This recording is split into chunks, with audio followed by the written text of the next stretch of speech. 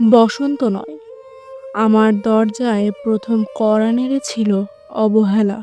ভেবেছিলাম অনেকগুলো বর্ষা শেষে শরতের উষ্ণতা মিশে এলো বুঝি বসন্ত।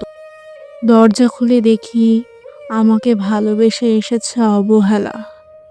মধ্য দুপুরে তীর্যক রোদের মতো অনেকটা নির্লজ্জভাবে আমাকে আলিঙ্গন করে নিয়েছিল অনাকাঙ্ক্ষিত অবহেলা। আমি চারপাশে তাকিয়ে দেখেছিলাম আমার দিন দশায় কারো করুণা বা আর্থিব পেখম মেলে আছে কিনা। ছিল না।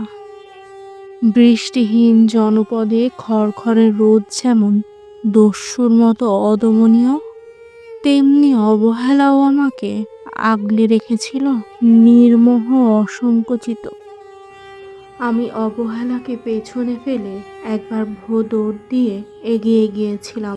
তখন দেখি আমার সামনে কলহাস্যে দাঁড়িয়েছে উপেক্ষা।